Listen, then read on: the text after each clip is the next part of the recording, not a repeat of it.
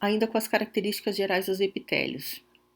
Como a gente já havia mencionado, a justaposição celular ela é extremamente importante. E o que faz com que essas células sejam extremamente justapostas é a presença, então, de especializações de membrana laterais, como os complexos juncionais, os desmossomos, as junções do tipo gap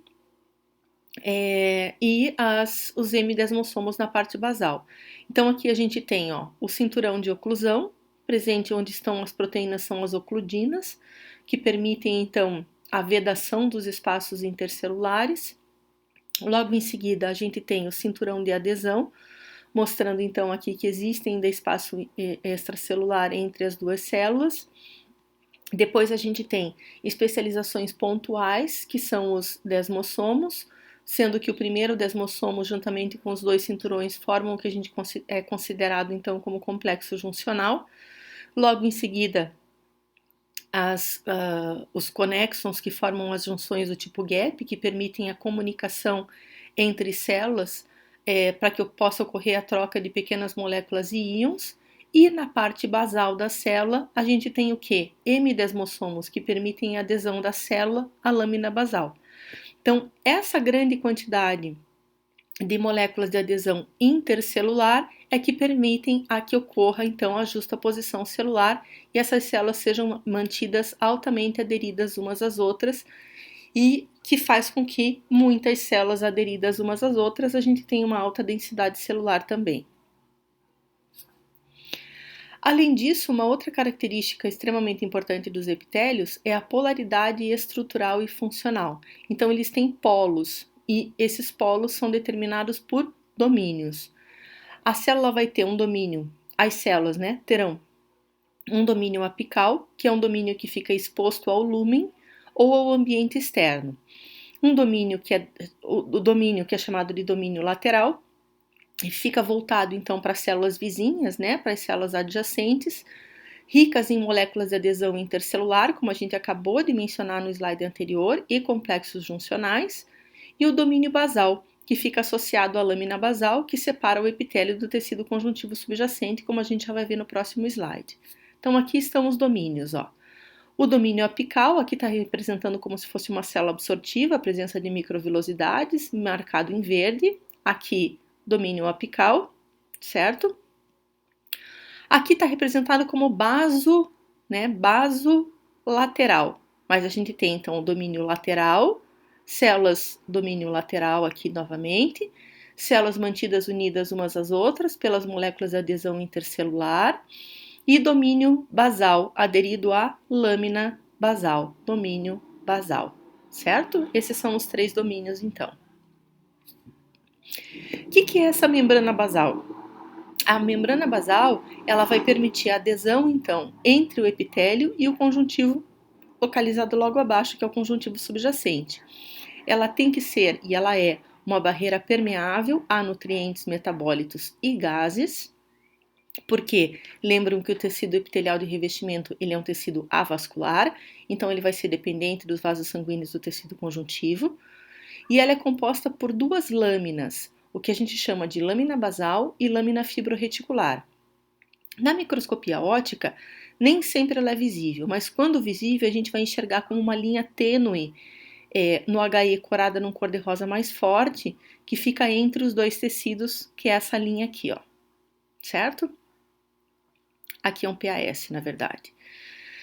E na microscopia eletrônica, a gente vai enxergar a lâmina basal aqui em cima seria a base de uma célula de epitélio de revestimento, aqui a lâmina basal e essa mais espessa aqui, a lâmina fibroreticular.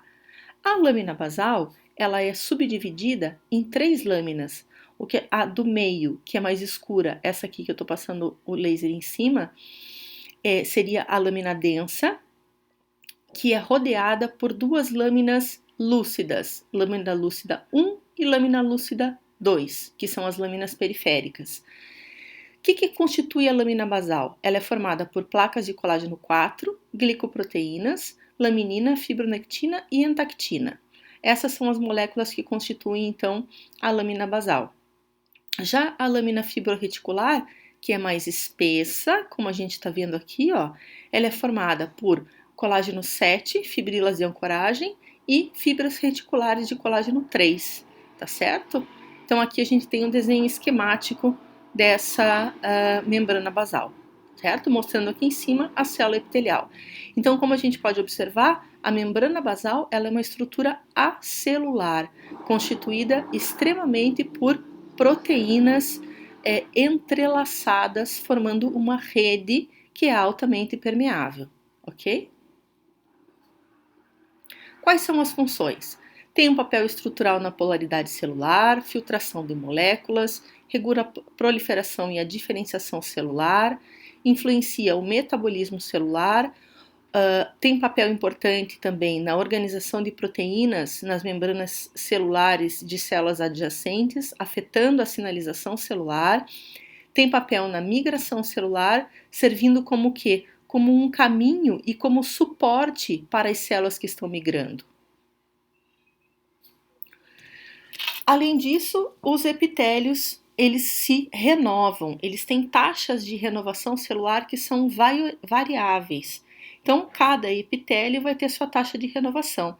E por que eles se renovam? Então, aqui nessa figura, a gente tem um exemplo de um epitélio de revestimento, que é, no caso aqui, a epiderme, que ele é estratificado. Então, vejam, ele tem várias camadas de células. Essas camadas são morfologicamente diferentes, sendo que as camadas mais superiores, elas são pavimentosas. Então, ele seria estratificado pavimentoso, e essas camadas superiores, elas tendem a descamar, elas descamam, ou seja, a gente vai precisar que as células da camada mais inferior, aqui da camada basal, que é chamada de camada basal, elas tenham capacidade proliferativa, ou seja, elas têm que se multiplicar através de mitoses sucessivas para ir o quê? Repondo as camadas mais superiores, porque senão nós teríamos o quê? Um desgaste do tecido. A taxa de renovação, como eu falei, varia de epitélio para epitélio. E além disso, é claro, as células epiteliais quase não apresentam substância intercelular, como a gente pode ver aqui, ó. O espaço intercelular entre elas é extremamente delgado, extremamente fininho, quase não tem nada entre elas, ok? Então, gente, na sequência vai ter um fórum de discussão e um fórum para vocês tirarem dúvidas, caso vocês tenham alguma dúvida. Então, qualquer coisa é só participar do fórum, ok? Até mais!